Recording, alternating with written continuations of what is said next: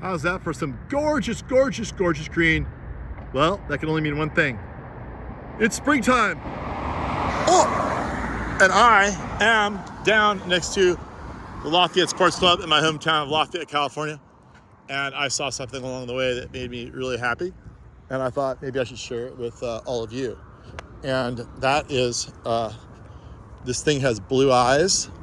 I'm gonna give you a hint as to what I'm talking about. It has blue eyes. It's a grass. Well, it's not really a grass. They call it a grass. It's not really a grass. Can anybody tell me what I'm talking about? Anybody at all? Blue-eyed grass right there. Woo-hoo-hoo. Look at this. I've never seen such an awesome display of blue-eyed grass. Right here, let's pick one. No one's gonna know that we picked one. See the little eye in the center, the yellow? That's the eye, and it's blue. So that's blue-eyed grass. However, like I said, it's not really a grass. We'll see if we can find one. But look at this. Here's lupine right here. That's not to be confused with lupine. But I've never seen such an awesome display of blue-eyed grass. So what's happening here is because people are walking on this pathway, they're compacting the soil, which is disallowing this European grass from really thriving and smothering the blue-eyed grass, which isn't really a grass. It's related to an iris, remember. I'll hit you up multiple times. It's gonna be a multiple choice question after quiz after this. Okay, so because they're compacting the soil right here, it's killing the introduced oat grass, which smothers everything out, kills off all the poppies, all the lupines, all the good stuff introduced from Europe to feed the cows and stuff from the 1800s when they came out here. Long story, but yeah, when these blue-eyed grass is getting a little bit of gravel, see the gravel? The gravel also dissuades this oat grass from going, and it encourages some more of the California interesting, more native plants. And I'm actually seeing a few of them here. We'll go over them.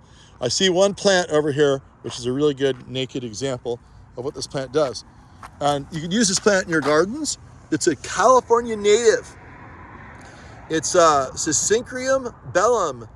Bellum means beautiful. I think it's beautiful. What do you think? Give me some comments. And it's obviously very drought tolerant. I'm gonna lay down in the street, hopefully. They probably call the EMTs on me. They probably think I got hit by a car. But hopefully they'll see I'm filming down here, down low. You get underneath. You can see the foliage here.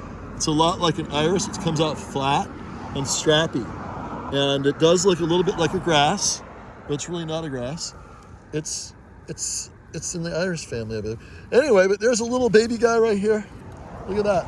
Look at these flowers. Right now, it's April. That's what blue-eyed grass looks like in April here in Lafayette. So when you're walking down this little gravel trail, just know that you are helping to kill off the introduced grasses, help the native grasses, and make the world great again. The other thing I'm noticing here, I believe this is a type of native California grass right here. This is a California bunch grass. This is the kind of grass that was in California before all this, oats came up. Somebody came out here once and sowed their wild oats, and look what happened. Now they're everywhere. Wild oats are everywhere. Anyway, this is the grass that's supposed to be here. It's very low growing. It's actually lower growing here because it's sprouting out of the asphalt. A lot of times on the sides of these roads, you'll see more interesting plants growing on the side of the road. And that's because all the water sheds off the road and it concentrates on the side of the road. So it allows plants to really take off that wouldn't normally be able to grow. So, but yeah, what's interesting too is this is a perennial grass. This grass is gonna stay alive all year long, even though no one waters it. And, I risk my life for you guys. No one waters it, no one trims it, no one does anything. It'll turn brown in the summertime.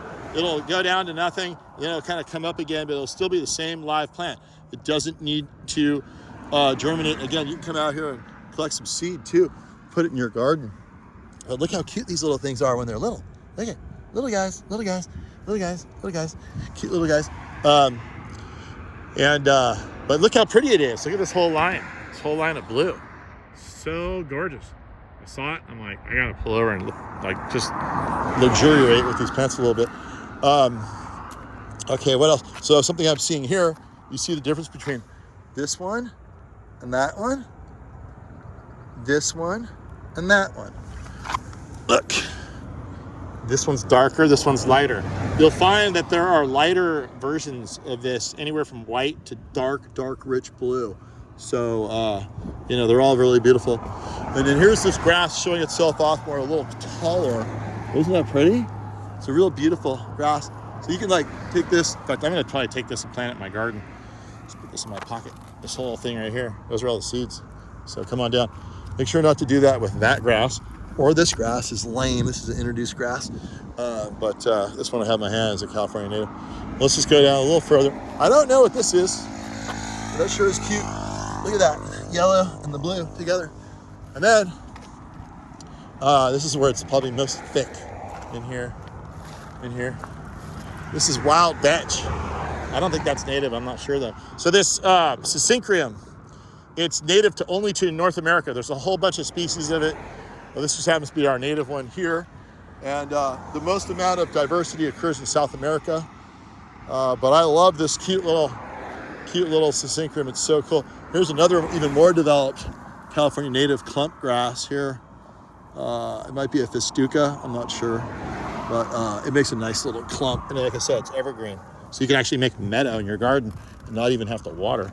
But that grass will always try to take over, so you gotta be careful.